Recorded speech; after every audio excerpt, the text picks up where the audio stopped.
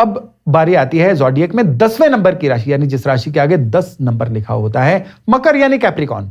ये शनि की राशि है। अब मकर वालों के लिए गुड न्यूज ये रहेगी कि 2025 में इनकी 7.5 खत्म हो जाएगी। अच्छा। पिछले 7.5 साल से इनकी शनि की 7.5 चल रही थी। अब ये मकर राशि वालों को पता है पिछले 7 साल इनके लिए कैसे रहे, लाइफ चेंजिंग रहे।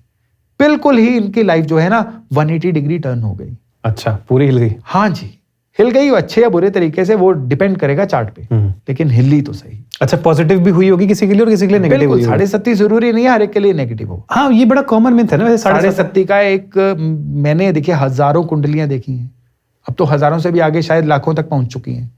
उसमें से 7.5 का जो कंसेप्ट है वो डिफरेंट है। कभी एक और पॉडकास्ट 7.5 पे करेंगे हम, ठीक है। उसमें एक एवरेज होती है कि 40% लोगों के लिए 7.5 जो कंस्ट्रक्टिव होती है और 60% लोगों के लिए ये दिक्कत वाली होती है। मतलब 7.5 हमेशा नेगेटिव ही नहीं है। नेगेटिव हमेशा नहीं है, क्योंकि हमारे पास ना सिर्फ फ्रेज में यूज किया जाता है ना कि ओहो अरे काहे कि 7.5 चल रही है यार।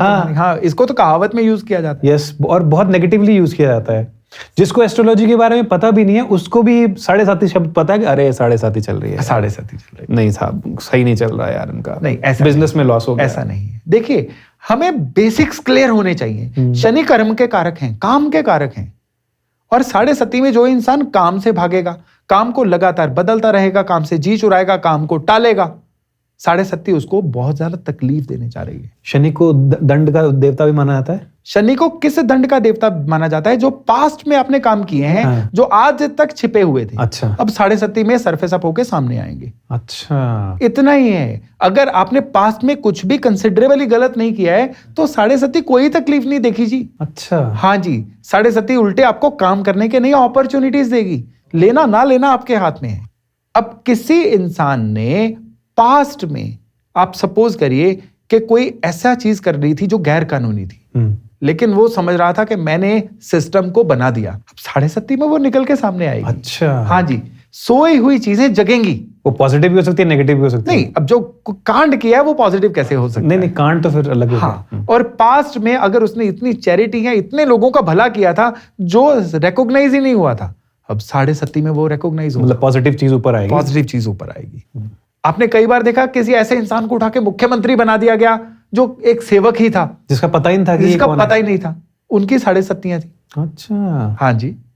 अब कौन कहता है 7.5 खराब है? चलिए मकर राशि पे वापस आते हैं। ठीक है। तो मकर राशि में 7.5 खत्म हो जाएगी।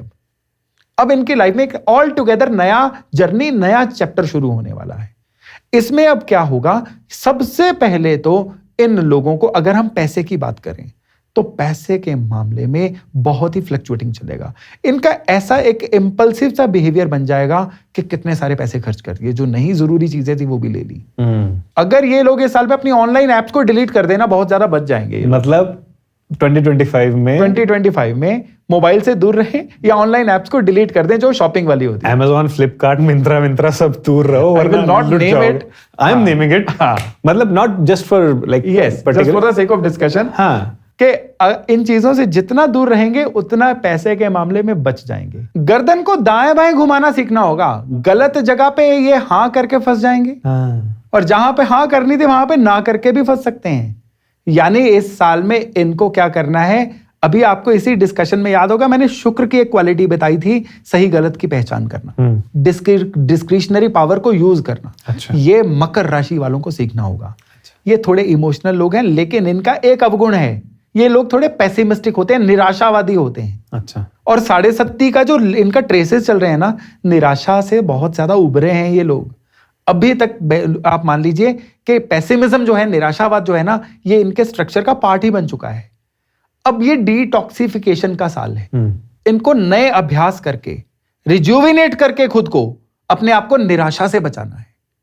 जितना ये अपने माइंडसेट को सही करेंगे, जितना ये अपने आप को काम में समर्पित करेंगे, गैर जरूरी चीज लोगों को अपनी लाइफ से निकालेंगे, जो टाइम कहते हैं ना, टाइम वैम्पायर, समय को चूसने वाले लोग, उनको अपने जीवन से निकालेंगे ना, तो 2025 आप मेरे डेट नोट कर लीजिए, जो बता रहा हूं, 16 मई के बाद इनके लिए लगातार रिवार्ड लेके आने वाला है। अच्छा। और अगर ये चीजें नहीं करेंगे तो फिर क्या 16 मई, क्या 16 जून, क्या 16 जुलाई, जो चल रहा था वो और बिगड़ता रहेगा। अच्छा। जी हां, यानी ये साल ये मुकद्दर का सिकंदर है।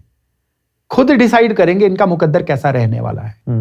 अगर जो मैंने ये तरीके बताए हैं उपाय समझ के इनको कर लो, फिर देखिएगा 2025 इनके लिए कितना जबरदस्त होता है।